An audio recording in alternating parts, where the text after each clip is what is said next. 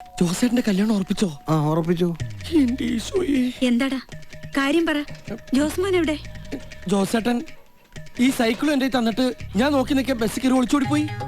എന്റെ മാതാവേ, അവൻ അത്യാവശ്യമായിട്ട് എവിടെയെങ്കിലും പോയതായിരിക്കും. നീ വെറുതെ അമ്മച്ചി വിഷമിപ്പിക്കാതെ. ഇല്ലപ്പാ, ഞാൻ ചോദിച്ചു എന്തിനാ ഇപ്പൊ ഒളിച്ചോടണേന്ന്. അപ്പൊ പറയാ 12-ാം വയസ്സിൽ ഒളിച്ചോടിയതല്ലേ, ഇന്നേക്ക് അതിന്റെ 25 വർഷം തികയാന്ന്.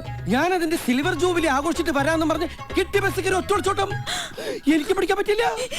എന്റെ കർത്താവേ, എന്റെ മോൻ വീണ്ടും ദുർബുദ്ധി കാണിച്ചു. ചുമ്മാ ഇതേ പോയത് പോട്ടെ.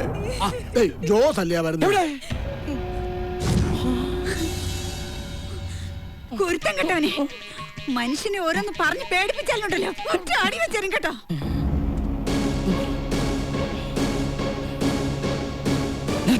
നിന്റെ പെണ്ണുമെല്ലാം പറ്റോടാ? അപ്പോഴും പെണ്ണിന്റെ കാര്യോ ചിന്ത. അവൾക്കൊന്നും പറ്റാതിരുന്നത് എന്റെ ദൈവഭാഗ്യം. സത്യം പറ, ഇനി ഏത് പെണ്ണിനെ നശിപ്പിക്കാനാ ഈ വാഴക്കണം തൂക്കി പിടിച്ച് നാട്ടിലെത്തിയത്? ഇത്രയൊന്നും കൊലപ്പിച്ചത് പോരെ. ഒരു പെണ്ണിനെ കൊന്നതും അതിന്റെ പേര് ജയിലിൽ കിടന്നതൊക്കെ ഞാൻ അറിഞ്ഞു. എല്ലാ സത്യങ്ങളും എന്റെ വീട്ടുകാരെ അറിയിച്ച വിളമ്പി തന്ന കൈകൊണ്ട് തന്നെ അമ്മച്ചി നിങ്ങളെ അടിച്ചറക്കും. അങ്ങനെ ഒരു സീൻ ഒഴിവാക്കി ഇന്ന് രാത്രി ആരും അറിയാതെ ഇവിടെ നിന്ന് സ്ഥലം വിട്ടേക്കണം. ഇല്ലെങ്കിൽ എന്റെ സ്വഭാവം അറിയാലോ.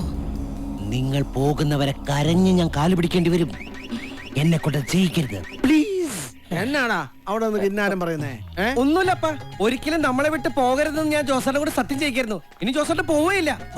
അയ്യോ, ഇതെന്ത് പറ്റി മോനെ തലയ്ക്ക്? കയ്യിലിരിപ്പിന്റെ കൈവിട്ട കളി. അപ്പൊ സൈക്കിളിൽ നിന്ന് വീണു. സൂക്ഷിച്ചൊക്കെ നടക്കണ്ടേ? നോമ്പ് കഴിഞ്ഞ ഉടനെ നിന്റെ കല്യാണ. എന്റെ പൊന്നുമോൻ, ഇനി ഞങ്ങളെ ഇട്ട് ചെങ്ങും പോവരുത് കേട്ടോ. അമ്മച്ചി വരുന്ന മോളെ.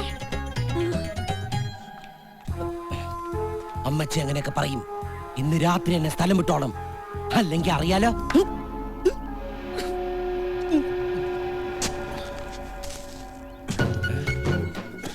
ഇയാൾക്ക് കർഷക സ്ത്രീ അവാർഡ് കിട്ടാതെ ഭ്രാന്തായി പോയതായിരിക്കൂ.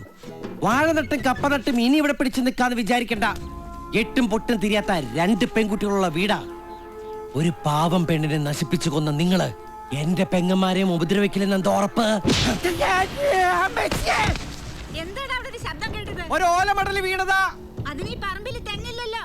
മടല് വീടാൻ തെങ്ങ് വേണമെന്നുണ്ടോ? അറബിക്കടലിൽ മരം ഉണ്ടായിട്ടാണോ മഴ പെയ്യുന്നത്? മിസ്റ്റർ ജോസ്, എനിക്ക് തല്ലുന്നൊരു പുത്തരിയല്ല.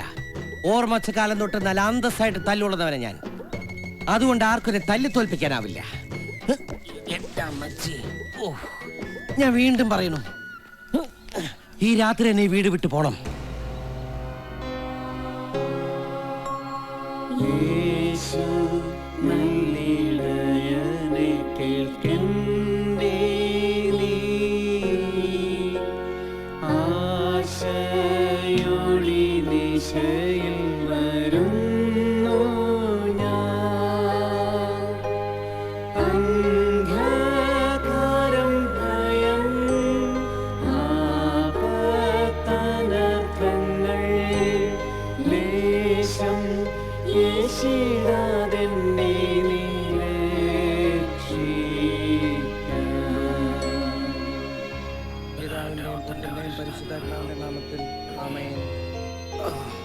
ഈശോമിശിഹായ്ക്ക് സ്തുതിയായിരിക്കട്ടെ.